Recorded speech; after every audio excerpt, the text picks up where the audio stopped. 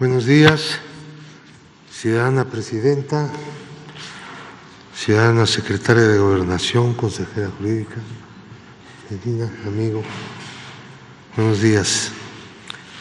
Es para mí un momento de mucha distinción que la presidenta me haya encomendado dirigir con motivo de este homenaje al movimiento de 1968, algunas palabras en referencia con dicha gesta histórica. El movimiento de los estudiantes del 68 no fue un movimiento de la Ciudad de México como algunos suponen. Fue un movimiento nacional. En casi todo el país tuvo expresiones de distinto género. Este movimiento fue un movimiento por las libertades democráticas, por tanto, en contra del régimen de represión política que existía.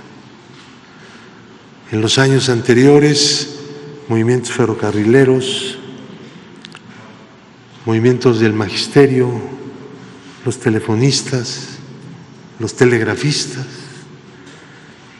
muchos otros movimientos fueron reprimidos violentamente por la fuerza pública y sus principales dirigentes fueron encarcelados, acusados del delito de disolución social, que no se sabía exactamente qué cosa era eso, pero lo aplicaban para reprimir, encarcelar a los luchadores. Fue un movimiento de la juventud intelectual de México.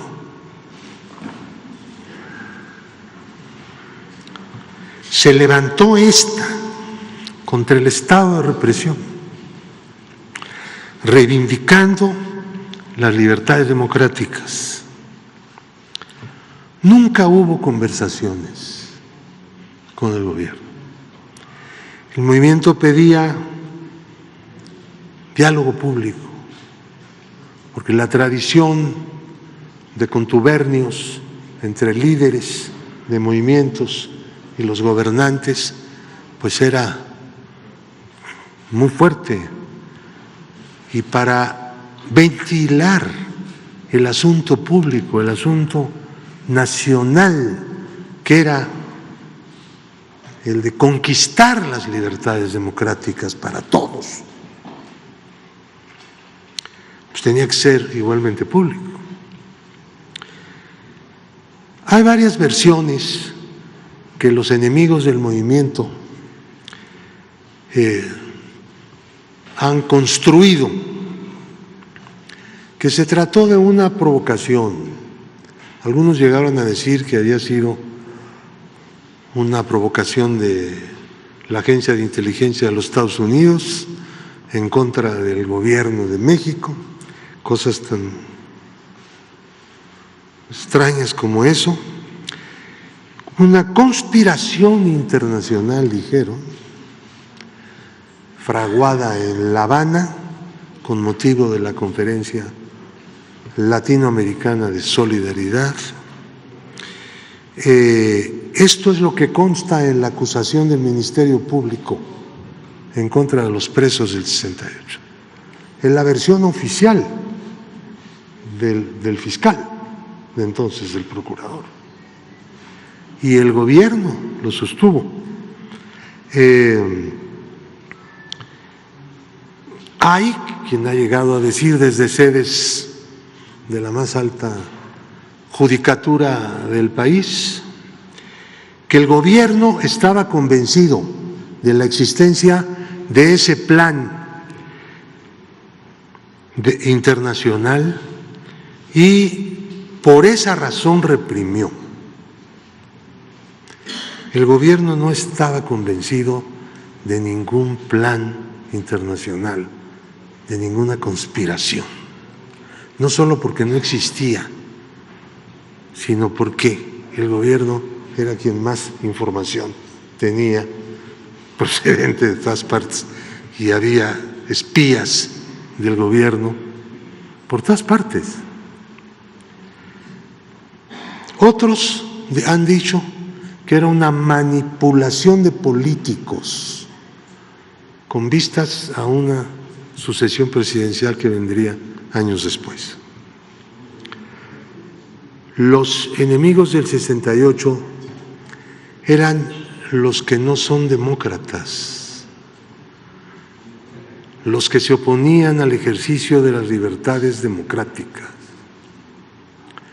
los que consideraban que la libertad iba a llevar a una situación de ingobernabilidad y de anarquía en México.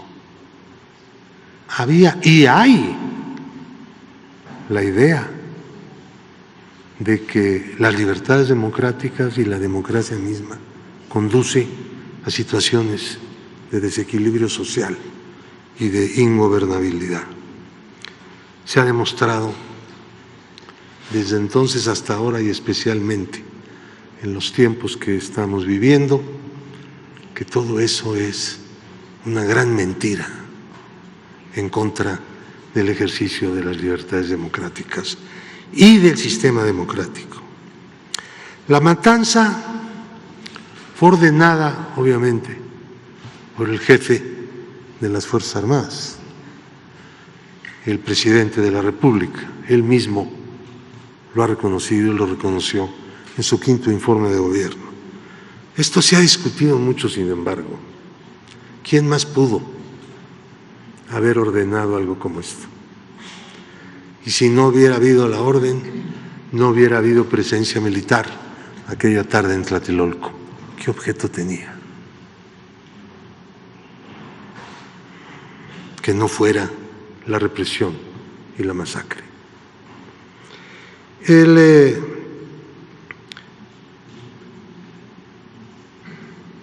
otro asunto es el de los procesos penales. Quienes fuimos acusados de la matanza, de los muertos, de los heridos, fuimos los presos políticos del 78. Las víctimas, o parte de ellas, aparecían como victimarios de sus propios compañeros. De ese tamaño era la perversidad del poder político de entonces. De ese tamaño.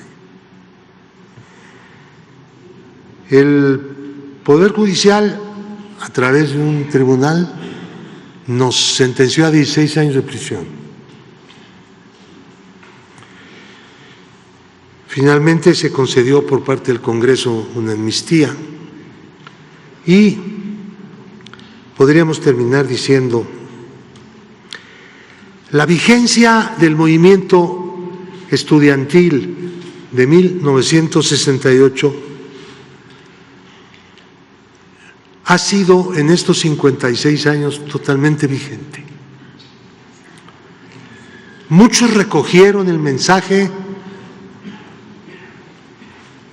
y el objetivo del movimiento, las libertades democráticas. Parte de quienes recogieron y han venido recogiendo desde entonces ese mensaje, esa práctica, esa rebeldía, esa lucha, es la Cuarta Transformación, es la fuerza política mayoritaria del país. Porque la cuarta T proviene en gran medida del mensaje, de la acción, de la práctica y de la continuidad del movimiento estudiantil de 1968, que estará no solo como parte de la historia formal, sino también continuará en la memoria de las siguientes generaciones de mexicanas y mexicanos. Muchas gracias.